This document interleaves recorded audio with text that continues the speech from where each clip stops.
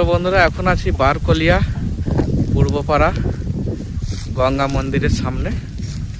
তো এখানে একটু আসলাম, প্যাসেঞ্জারকে ছাড়তে এসেছিলাম খেয়াঘাটে, ধোজা খেয়াঘাট। তো যাওয়ার সময় দেখলাম যে এই জায়গাটা খুব সুন্দর। তো আগে আমরা এখানে মাছও ধরেছি, ছোট ছোট চিংড়ির মিন। তো ভাবলাম এই জায়গাটা তোমাদের দেখানো অবশ্যই দরকার, খুব সুন্দর একটি জায়গা। তো চলো তোমাদের দেখাই জায়গাটা। দেখো, এটা হচ্ছে সুইলিশ গেট, আর হচ্ছে বারকলিয়া পূর্বপাড়া গঙ্গা মন্দির। আর তার অপোজিটেই এই যে ঢাল নেমে গেছে এখান থেকে। তো নদীর ধারের দিক যাব। তো চলো তোমাদেরও দেখাই নদীর ধারটা কেমন সুন্দর। প্রচণ্ড ঠান্ডা হাওয়া বইছে। তো অনেক দিন এখানে আসি না, তো চলো দেখা যাক, একটু নদীর ধারে ঘুরে আসি।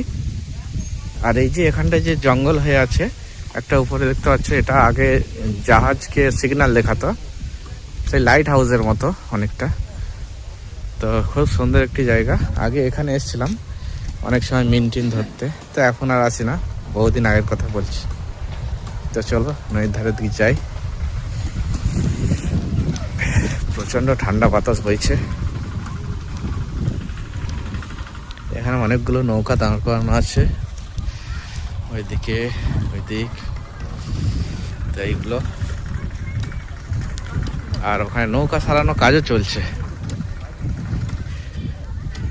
তো এখন ভাটার টাইম, পুরো নদীর ধারটা এখন কাদা, এখন ভাটার টাইম।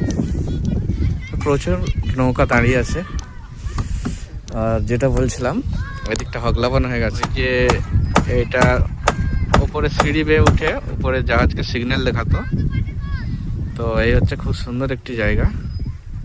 তো পুরোটাই তোমাদের দেখাচ্ছি ঘুরে ঘুরে। তো চলো ওই দিকটাও দেখাও একটু, বাচ্চারা ওখানে ক্রিকেট খেলছে। তো প্রচণ্ড ঠান্ডা বাতাস এখানে, কনকনে একদম ঠান্ডা পড়েছে। চলো ওই দিকটা আরেকটু আগিয়ে যাই। ওই দিকটা আগিয়ে গেলে দেখতে পাচ্ছি প্রচুর আরো নৌকা সব দাঁড়িয়ে আছে। তো এখানে প্রায় 50টারও বেশি নৌকা দাঁড়িয়ে আছে। একদম নদীর ধারে চলে এলাম। আর চারিদিকটা কুয়াশা কুয়াশা, পুরো নৌকাতে ভর্তি। 50টারও বেশি নৌকা দাঁড়িয়ে আছে এখানে। এখানে সব এক জায়গাতেই দাঁড়িয়ে থাকে। আবার যখন মাছ ধরার সময় হয়, জোয়ারের সময়, তখন সবাই মাছ ধরতে চলে যায়।